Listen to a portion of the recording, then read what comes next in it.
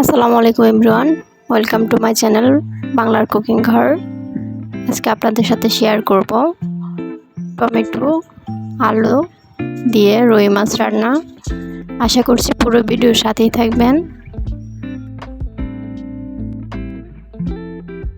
আমি এখানে 6 পিস মাছ নিয়েছি।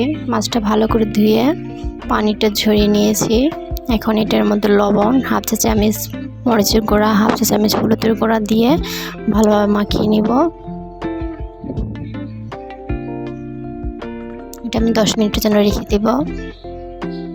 অন্য একটি প্যানে আমি তেল নিয়ে নিয়েছি মাছটি ভাজার জন্য।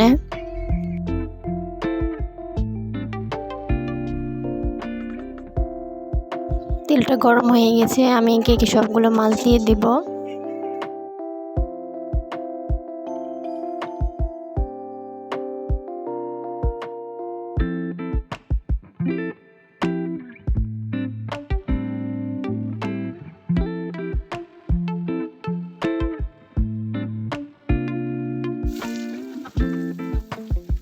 চুলার আঁচটা বাড়িয়ে আমি এই মাছটি এপিট ওপিট ভেজে নেব।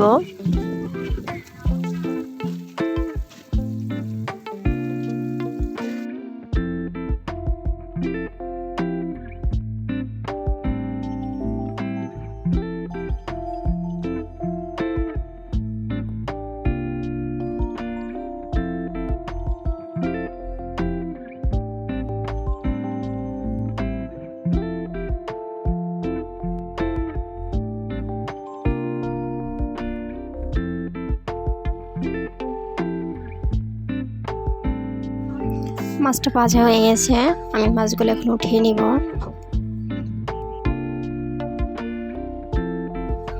আমি ওই একই তেলের মধ্যে 1 কাপের মতো পেঁয়াজ কুচি দিয়ে ভালো করে একটু ভেজে নিব।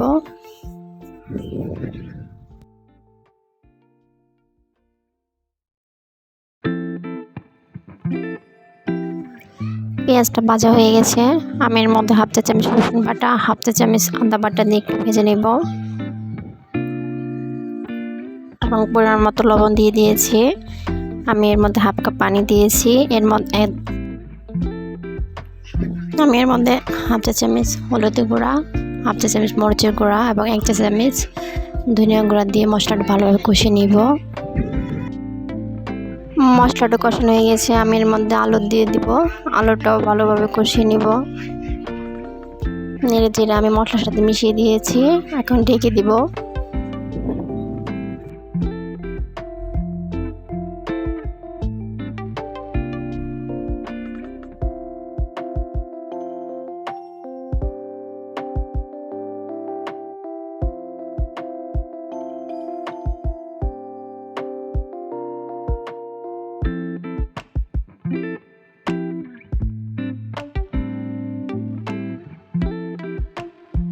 আলুটা আমার কষানো হয়ে গেছে, আমি এর মধ্যে টমেটোগুলো দিয়ে দিব। টমেটোগুলো দিয়ে আমি আবার নেড়ে চেড়ে দিব এবং আর একটু ভালোভাবে কষিয়ে নিব।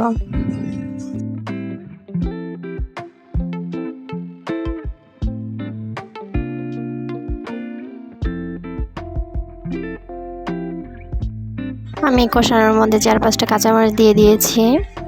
এখন ঢেকে দিব। ঢেকে রান্না করব আর 5 মিনিট কষাবার।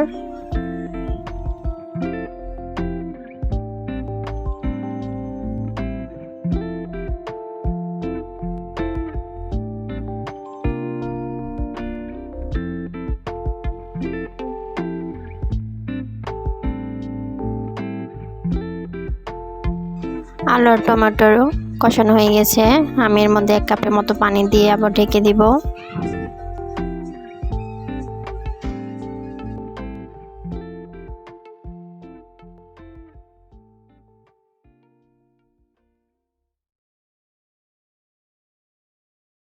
পানিটা ফুটে উঠছে, আমি এর মধ্যে মাছগুলো দিয়ে দেব। এখন মাছগুলো দিয়ে আমি আবার ঢেকে দিব। ঢেকে দিয়ে আর 5 মিনিট রান্না করব।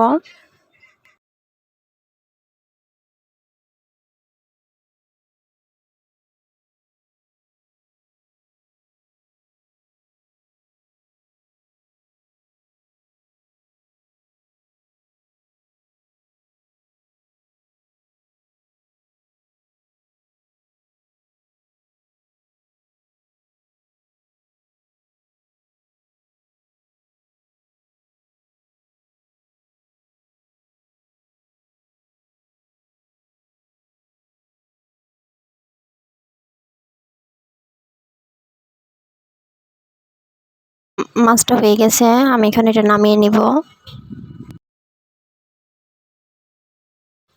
খুব সহজে তৈরি হয়ে গেল আলু টমেটো দিয়ে রুই মাছ রান্না। আশা করছি আপনাদের ভালো লেগেছে এবং পুরো ভিডিওর সাথে থাকার জন্য অসংখ্য ধন্যবাদ। আল্লাহ হাফেজ।